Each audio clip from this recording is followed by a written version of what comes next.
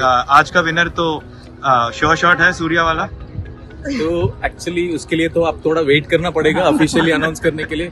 हाँ, कमाल का 2 कैच हो गया कि कुलदीप का भी बहुत इंपॉर्टेंट कैच था डिकॉक का, मगर सूर्या का कैच आउटस्टैंडिंग था क्योंकि मैच गेम चेंजर बोलते हैं ना हम, वो गेम चेंजिंग मोमेंट था जिधर अपने को वो मौका मिला। Dilip sir, how do you look at the entire tournament and Yes, please. Dilip sir, how do you look at the entire tournament and especially how much the fielding has helped the Indian team pass through difficult phases as well? How much fielding has helped, it's up to you people to see. But one thing I liked about is, irrespective of the conditions we played, New York had a different conditions, Florida has a different condition, West Indies had a different conditions. But one great part of this team is they adapted really well for the different surfaces, and there's a wind always comes into play in West Indies. So they adapted really well, and we never let our intensity go, irrespective of things. And one thing great about this team is camaraderie between each other. There's always somebody helping each other, working as a fielding unit is something special to see. Dilip, like what goes into a catch like Surya's? Like, can you just explain? See, he must. If you ask about Surya's catch, he would have already taken 50 catches in the practice like that. But in a match, when that moment comes, it's his decision and the awareness of rope. That's very important. Awareness of rope and knowing and confidence that he can throw it and come it up. It's a decision making at that point at the time. He was gone on at that point at the time. Dilip भाई, when you having day matches यहाँ पर हैं और white ball, white sky, white clouds, कितना difficult हो जाता है high catches? Especially जब clear sky होता है, definitely तकलीफ होता है. But हम उसके लिए भी हम बोलते हैं कि बॉल को ट्रैक करो ताकि तुम्हारे को इतना एंकर पॉइंट मिले कि एक अगर क्लाउड मिला या फ्लड लाइट मिला, उसी का एंकर पॉइंट मिल गया तो then it's is easy for the track. But definitely it's not an easy to do, specially people coming from subcontinent do in a sky where is clear sky. Dilip bhai, ये कितना challenge होता है कि जब आपके पास एस्टैब्लिश प्लेयर होते हैं, उनका एक सर्टन फील्डिंग स्टैंडर्ड पुराने टाइम से, नए खिलाड़ी, ईजी या डिफिकल्ट क्या रहता है नए प्लेयर से हैंडल करना या पुराने जो हैं उनको?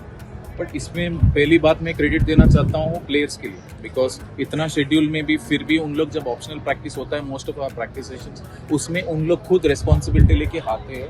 सो that's a credit for the players. दूसरा होता है कि हम लोग ने सिस्टम से आते हैं, जो इंडिया ये खेलते हैं एनसीए में, उधर ऑलरेडी करके आते हैं.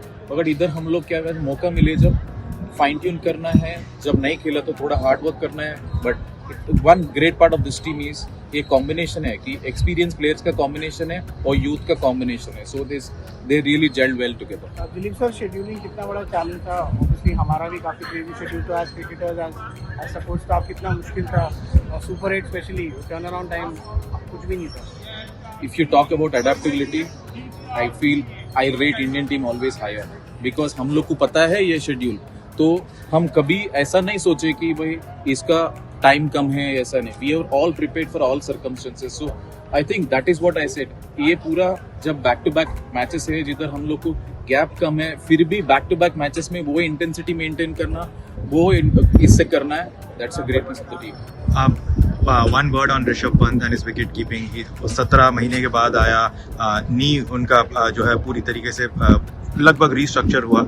उसके बाद इतनी इंटेंसिटी के साथ मैचेस खेलना, बैक टू बैक मैचेस खेलना, एक आईपीएल खेलना, उनके विकेट कीपिंग और उनके बाद सबसे पहली बात है, जब वो आता था मैं सोच रहा था सबसे बड़ा चैलेंज होगा विकेट कीपिंग.